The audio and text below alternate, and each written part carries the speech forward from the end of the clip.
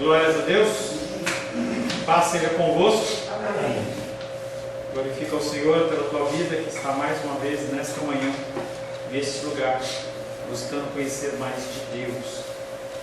Nós pedimos que o Senhor nos abençoe com o entendimento, com a sabedoria, com o conhecimento, porque se nós não conhecermos o Senhor, como nós vamos poder adorá-lo e servi-lo corretamente? Nosso objetivo é exatamente esse, buscar nos aproximar de Deus. Estamos falando na escola dominical. Hoje nós vamos tratar apenas um tema, nos dois períodos, dentro da temática santidade sem a qual ninguém verá o Senhor. Nós estamos falando sobre o preço de ser um cristão verdadeiro, não um cristão qualquer, não um cristão nominal. Hoje nós verificamos no nosso Brasil que a quantidade de cristãos professos num censo como o IBGE nunca foi tão grande como em outros tempos. Mas a gente também nunca viu tanto cristão, tão superficial, tão crente fraco, tão sem conhecimento da palavra. E nesses últimos domingos nós temos tratado sobre esse custo de ser um cristão verdadeiro. E na semana passada nós falamos do último tópico, que nós temos que abrir mão da aprovação do mundo, que é algo que é difícil. E as pessoas elas buscam a aprovação de outras pessoas, os seres humanos buscam a aprovação de outras pessoas. E as pessoas, quando nos veem nos posicionando, fazendo coisas que a grande maioria do povo não faz, eles nos têm por fanáticos, por exagerados. Será que esse cristianismo precisa de tudo isso? Será que é necessário? E quando nós perseveramos, nós somos alvo de calúnias, de mentiras, de difamações. Mas isso não é algo que pode se evitar, porque o próprio Jesus, como nosso mestre, ele passou por essas lutas e perseguições e disse que nós também teríamos essas aflições. Mas será que vale a pena pagar qualquer preço, contanto que a nossa alma seja salva? Será que vale a pena? E aí, essa temática que nós estamos tratando de santidade é exatamente isso. Vale a pena você abrir mão dos conceitos do mundo em detrimento de uma salvação eterna? Afirmamos também na semana passada que é uma religião que nada custa, nada vale. As pessoas elas têm um cristianismo muito fácil. Se você estudar um pouquinho de história da igreja primitiva, história cristã, você vai ver que uma pessoa ela não fazia parte de um grupo, de uma igreja, assim automático. Eu quero ir. Então, eu quero convidar o dia para ir para a igreja, para conhecer a minha igreja, e eu vou lá falar o dia, vamos. Aí depois de muito eu insistir, ela fala, vamos.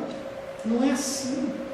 As pessoas elas tinham toda uma preocupação com morte, com perseguição. Então, se uma pessoa ela quisesse se juntar ao grupo cristão, ela tinha que passar por todo um tempo de acompanhamento e discipulado de 3 anos, para que ela então pudesse fazer parte de um culto público, que era secreto.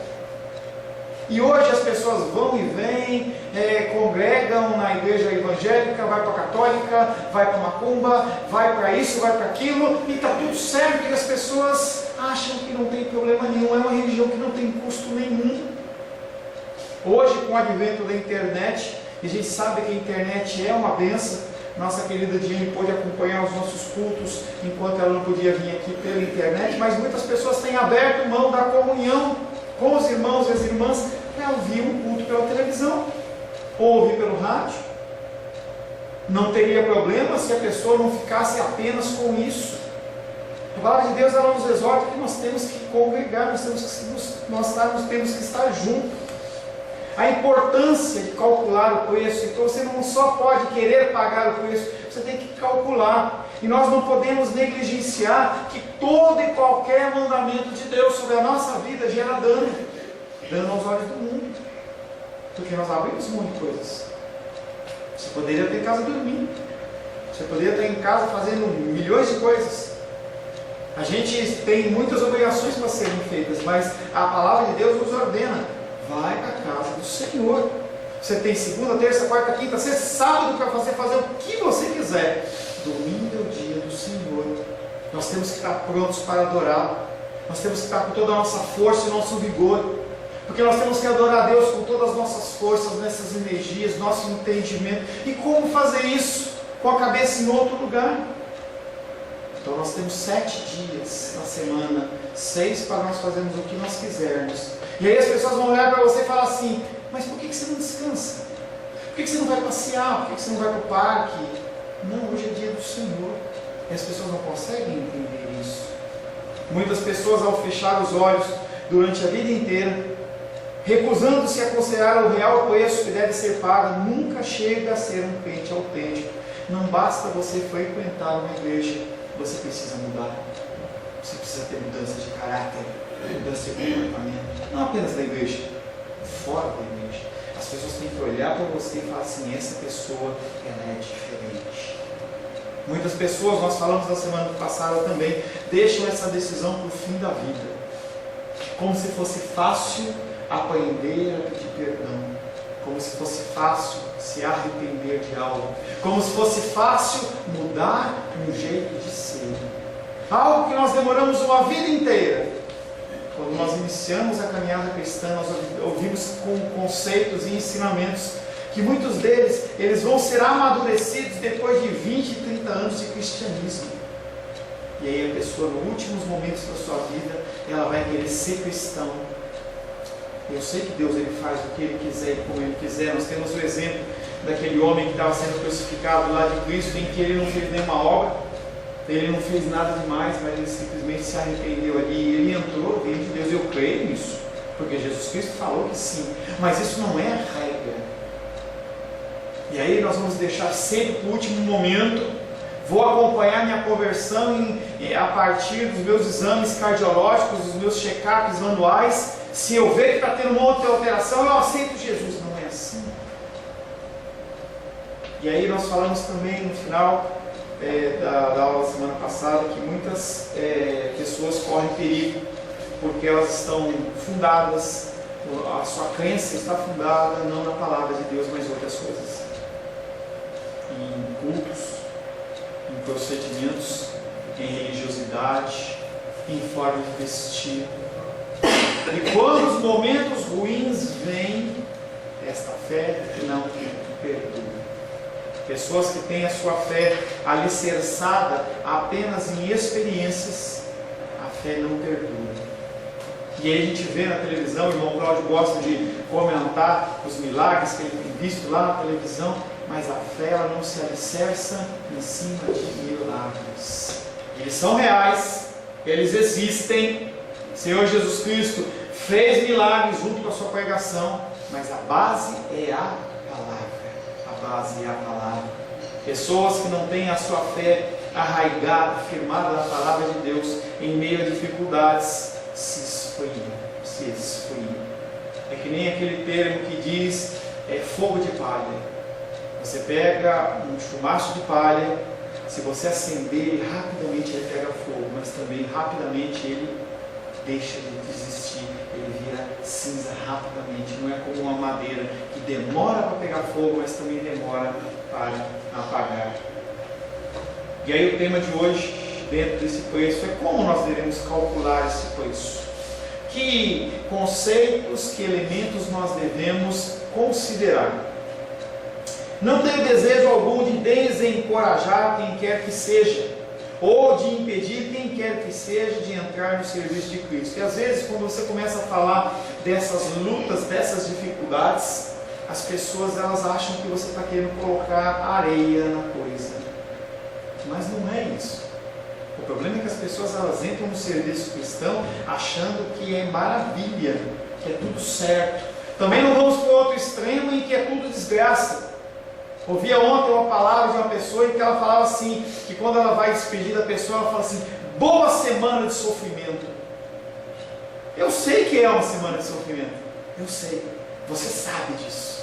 Você sabe que é uma semana de lutas, dificuldades. Cada dia o despertar traz novas lutas. O Senhor fala que a cada dia basta o seu mal. Mas você vive envolto nesta...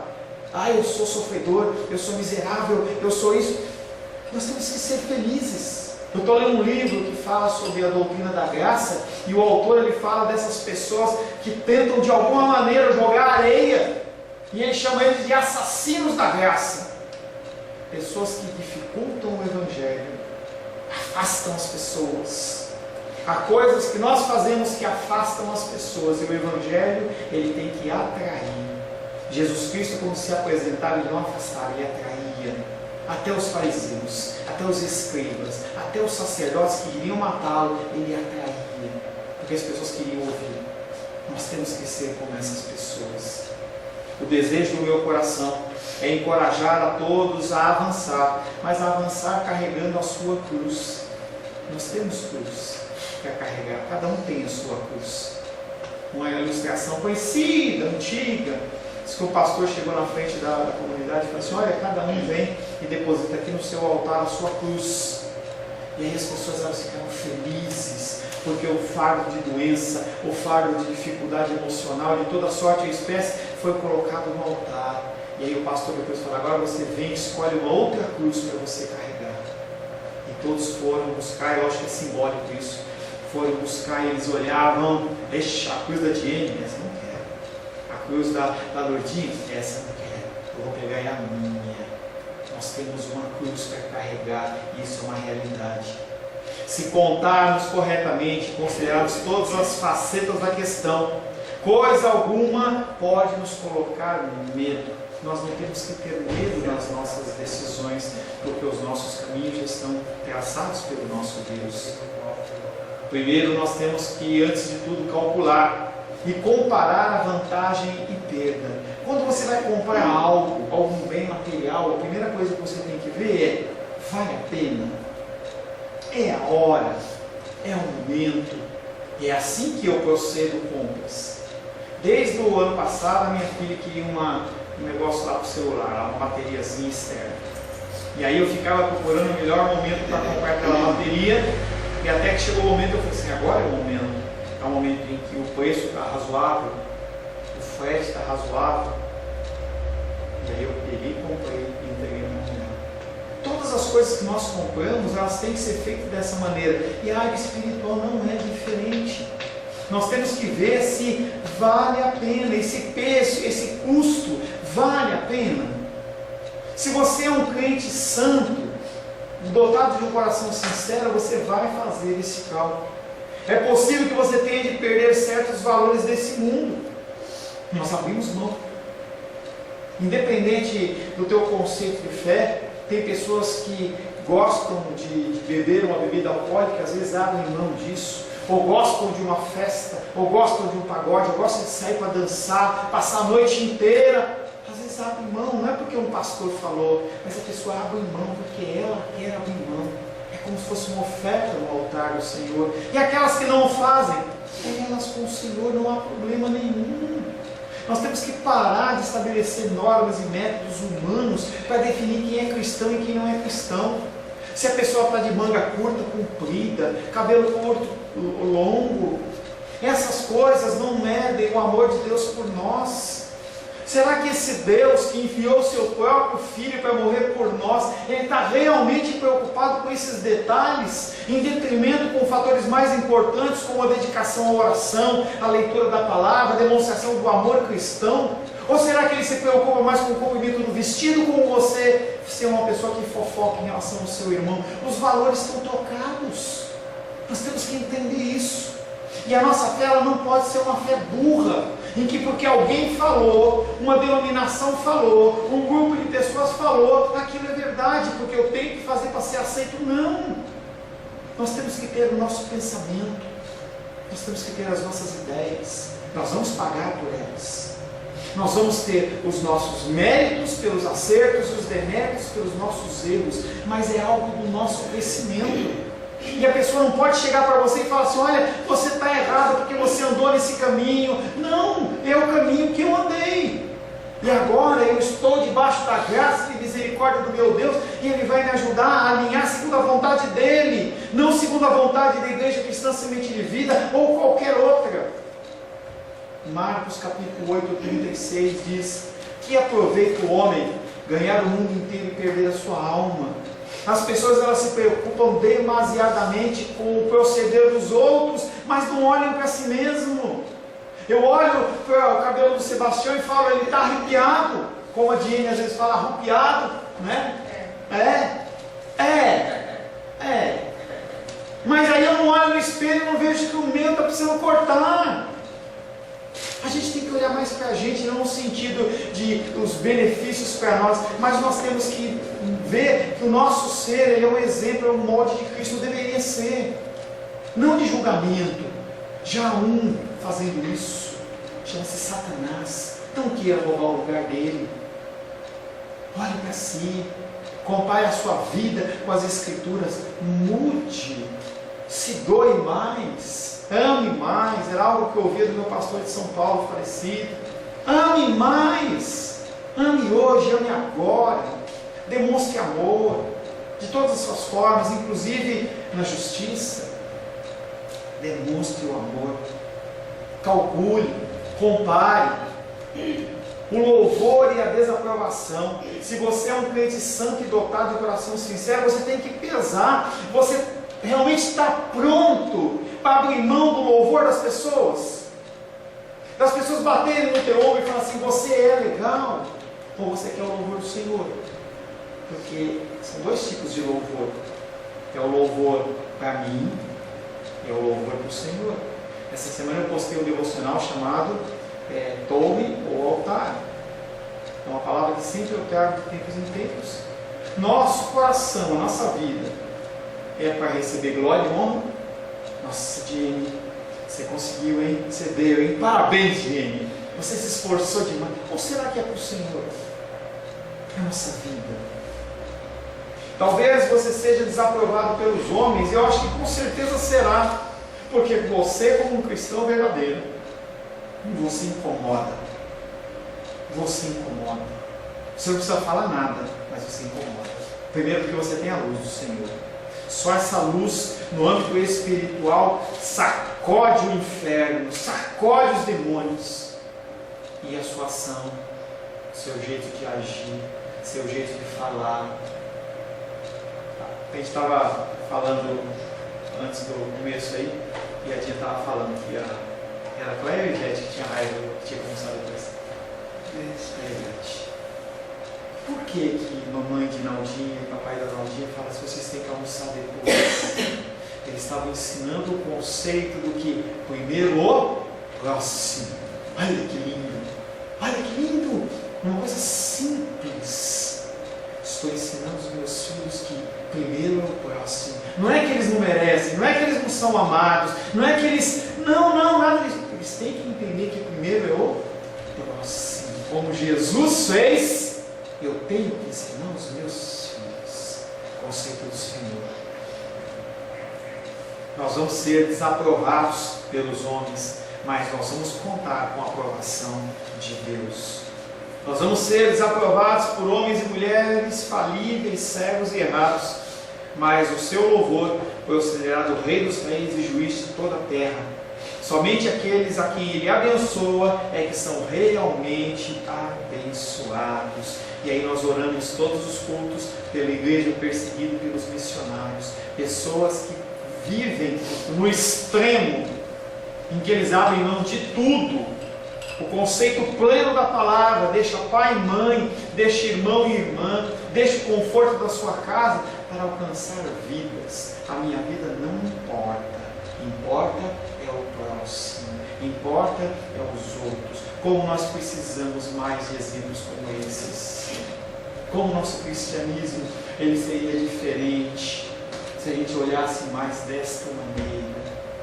Começamos a auxiliar o pastor Marcelo no projeto de educação para esse ano de 2018. E aí nós começamos a recolher ofertas. E aí sexta-feira, quinta-feira, eu pude fazer uma compra lá, comprei um monte de material, tem bastante lá, mas ainda está longe. Eu posso olhar para mim, o meu descanso, a minha vontade, ou eu posso me dispor para ajudar as pessoas. São coisas que são importantes, são coisas que são válidas. Mateus capítulo 5, verso 11 e 12. Abre aí, por gentileza.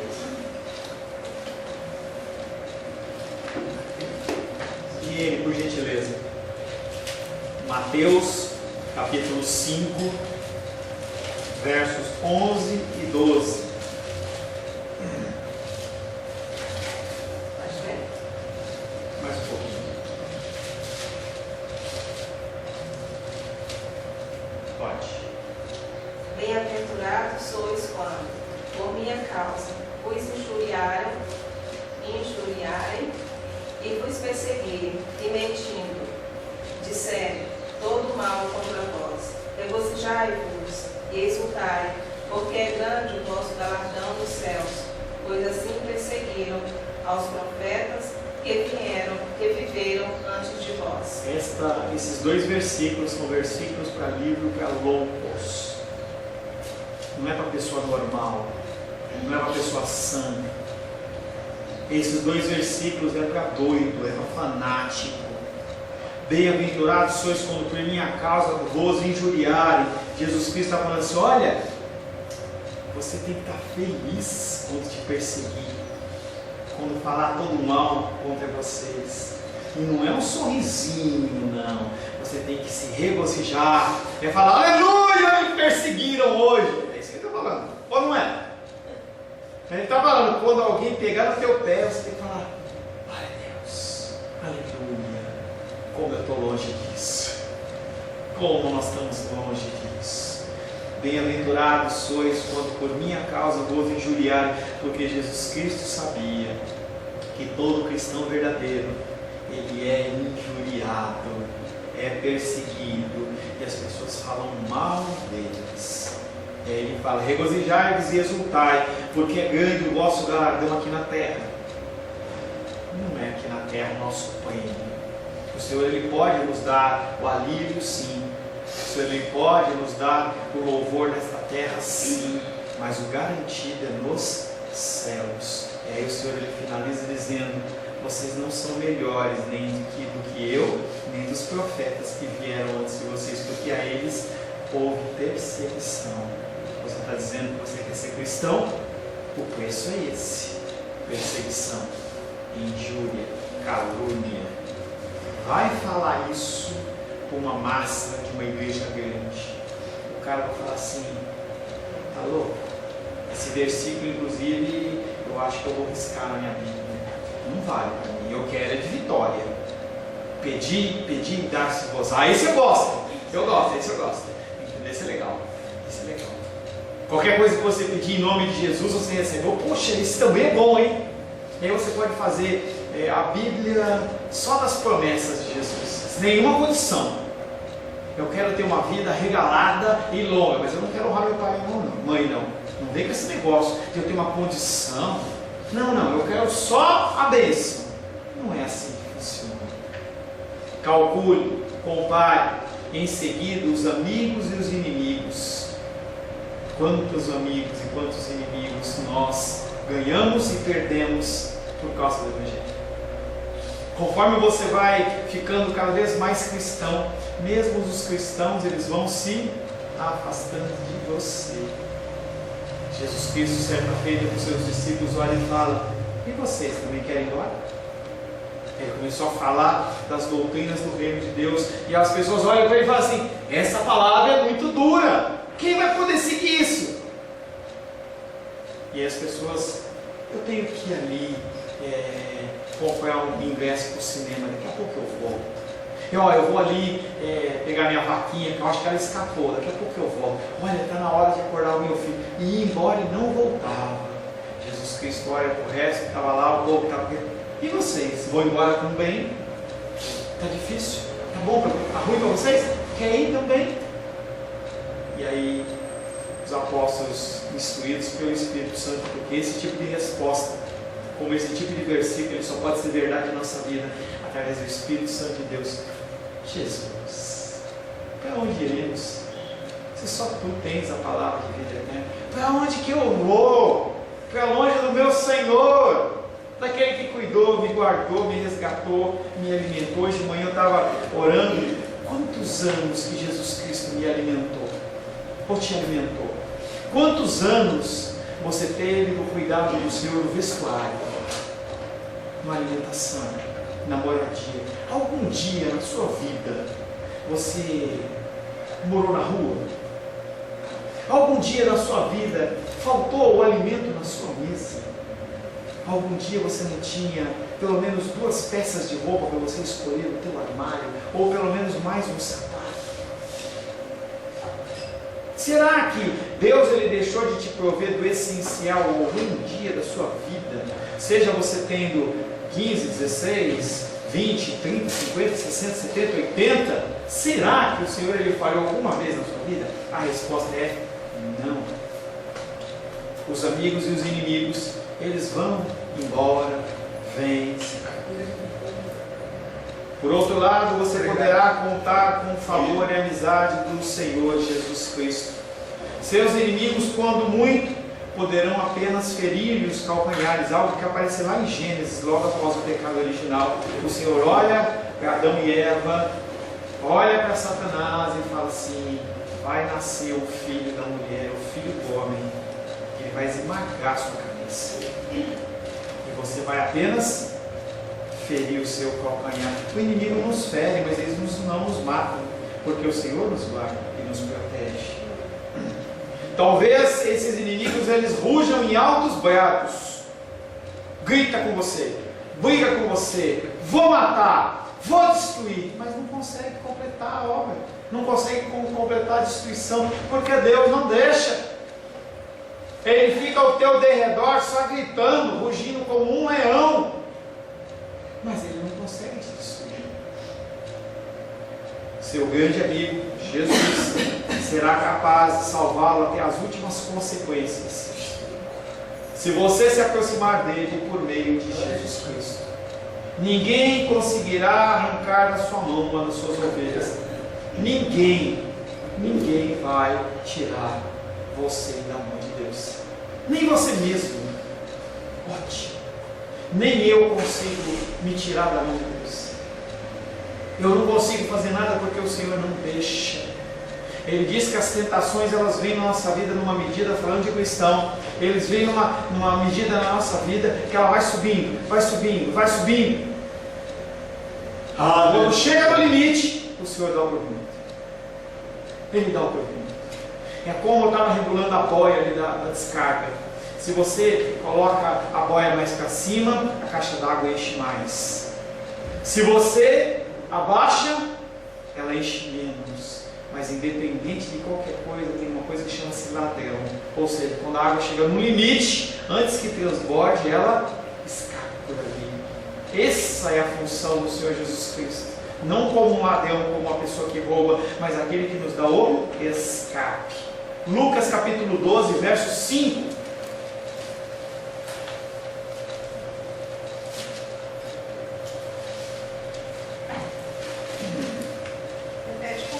Lucas capítulo 12, verso 5.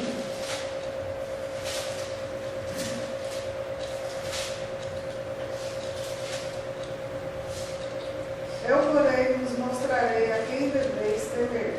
Temei aquele que, depois de matar, tem poder para lançar no inferno. Sim, digo-vos, a este deveis temer. Nós devemos temer.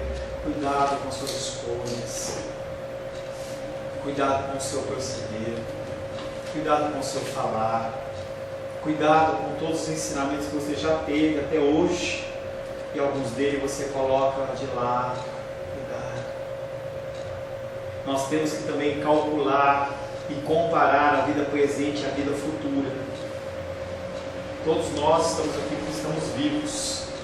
Nós temos que saber se nós estamos mais focados na nossa vida local ou vida eterna. Situações extensivas de depressão que a gente vê que hoje todo mundo tem, são pessoas que estão focando muito mais na vida terrena que na vida espiritual. Se você foca na vida terrena, você vai se preocupar com as coisas deste mundo. Será que eu vou ter dinheiro para pagar o aluguel semana que vem, mês que vem, ano que vem? Será que se eu não guardar tanto, vai faltar comida para mim, vai faltar aquilo, e a pessoa começa a entrar num desespero, ela não consegue nem viver mais. qual é o foco nosso? É os nossos 90 anos aqui na Terra? 100 anos aqui na Terra? Ou a nossa vida eterna? As pessoas, elas se dedicam a viver essa vida aqui nessa Terra intensamente. Nós temos que viver como um presente de Deus, mas não como um fardo. Eu tenho que trabalhar 10 horas por dia, 12 horas por dia, eu tenho que juntar. Aí no Evangelho de Lucas, eu não lembro o versículo, aparece um homem que ele olha para os seus celeiros e fala assim: não, eu vou construir celeiros maiores. E ele muda a produção dele, ele começa a produzir, compra terras, eu estou aumentando, compra terras e produz, e aqueles celeiros vão enchendo. Ele fala assim: não, eu vou colocar um celeiro maior, e constrói celeiros, olha que está lá em cima, todo cheio. Ele fala: agora eu vou viver numa boa, vou dispensar meus empregados, vou vender parte dessa terra, eu vou só administrar o que eu já construí. Aí a palavra de Deus fala: louco, hoje mesmo te pedirão sua alma.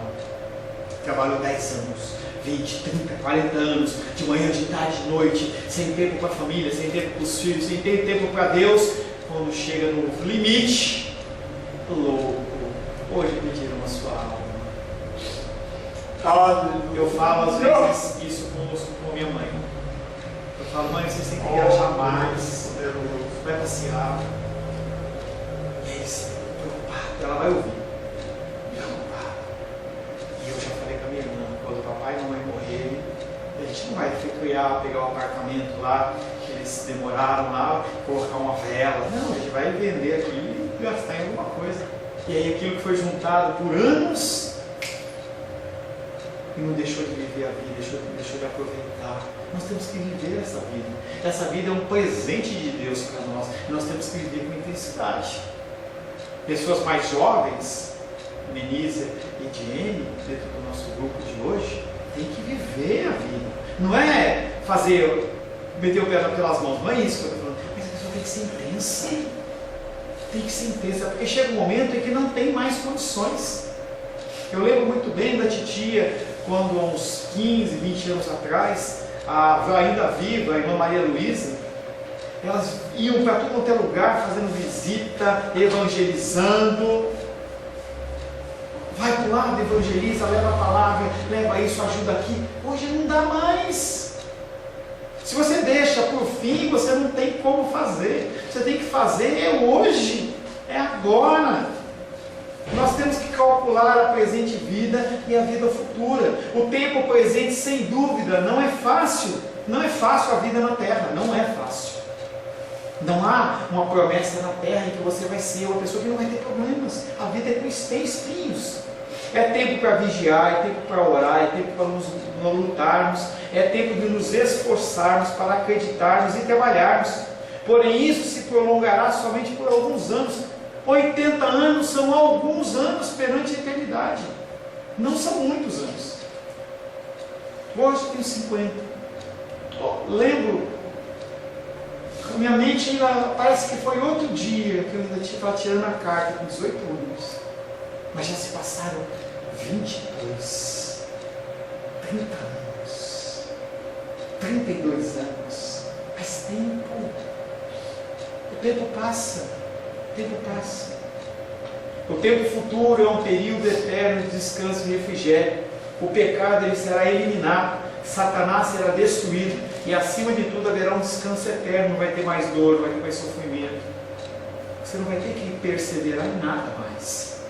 Vai ser um novo tempo. 2 Coríntios capítulo 4, versos 17 e 18. Sebastião, por gentileza.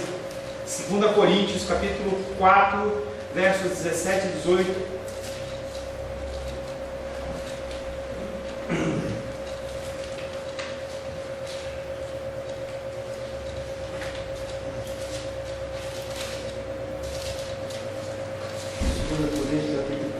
Versos 17 e 18. Falar da nossa luta, da nossa dificuldade temporal. Pode, por gentileza. Porque a nossa leve e momentânea tribulação produz para nós eterno peso de glória, assim de toda comparação, não atentando nós nas coisas que se veem, mas nas que se não veem, porque as que se veem são temporais, e as que não se veem são eternas. Nossa leve e momentânea tribulação, sinto lhe dizer, Diane, que esses 1 mês e meio, quase 2 meses que você sofreu de dor, Jesus Cristo, através do apóstolo Paulo, está falando assim, sua leve e momentânea tribulação. Aí a minha tia olha para mim e fala assim, eu que sei, realmente é você que sabe, eu nem quero eu. Mas o Senhor, ele fala que isso, comparado com a vida eterna, não é nada. Quando ele fala do nascimento de uma criança, ele fala que a dor de parto vai ocorrendo, mas na hora que a criança nasce, esqueceu a dor. Acabou. Passou. Vê aquele neném lá com aquela cara toda amassada de joelho, entendeu? Você vai falar assim, meu anjinho, como é fofinho, lindinho, aquela cara toda amassada. Normal, né?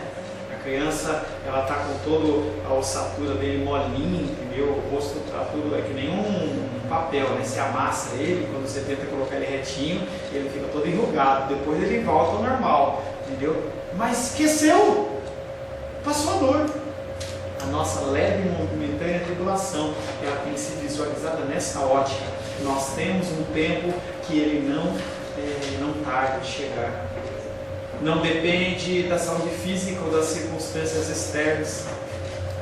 Nunca abandona o crente, nem mesmo por ocasião da morte.